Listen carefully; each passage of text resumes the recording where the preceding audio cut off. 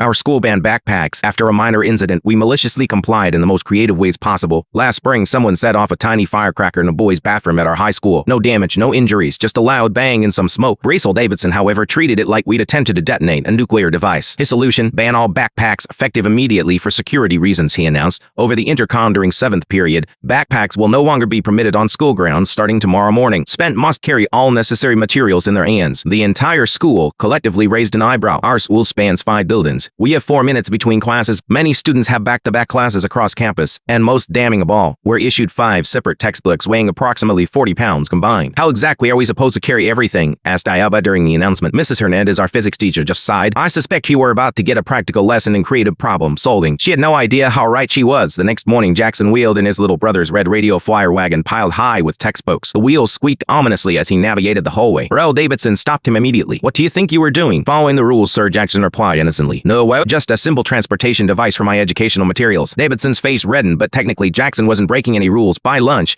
an email clarified no wagons, carts, or wheeled devices of any kind. On day 2, Emma arrived with a microwave box with arm holes cut out, decorated to look like a robot. Inside all her school supplies. Is that okay? Davin demanded. No, sir, it's a costume, Emma replied. I am a robot today. The email update that afternoon banned boxes, containers, or costume elements used to transport books. By day 3, things escalated dramatically. Tyler showed up with his textbooks balanced on his head, walking with the perfect posture of a runway model. Sophie used a series of bungee cords to strap books directly to her body. Marcus showed up in his dad's fishing vest with a textbook in each pocket. My personal favorite was Rachel, who hired 2 neighborhood middle schoolers to follow her between classes, carrying her books on silver pliers like butlers. She paid them in cafeteria cookies. The hallways became virtually impassable. Suspension dropped books constantly. Late arrivals to class tripled. Ida spent the first 5 minutes of each period helping students rearrange their precarious book towers. Most teachers found it hilarious. Mr. Peterson, the calculus teacher, began awarding extra credit points for most innovative non-backpack solution. The biology department started the photo wall on the evolution of book carrying mechanisms. By day 5, Lucas arrived leading a miniature pony borrowed from his family's farm with saddlebags full of textbooks. When it relieved itself in the main hallway, the school secretary finally snapped. That's it, we heard her yell from the office. I am calling the superintendent. 2 hours later, Brasal Davidson made another announcement. All effect immediately, standard backpacks are once again permitted on campus. The students section erupted in cheers at that night's basketball game when Lucas entered with the pony as our unofficial mascot. Davidson implemented a zero tolerance for disruption policy the following week, which most teachers conveniently forgot to enforce. 3 months later, he accepted a position in another district, citing differences in disciplinary philosophy. At graduation, our valedictorian dedicated his speech to creative problem solving and the importance of proportional responses to minor incidents. The yearbook dedicated 4 full pages to what they called the Great Backpack Rebellion of 2024. My favorite photo shows Davidson's face the moment the pony walked through the main entrance, captioned simply, "The final straw."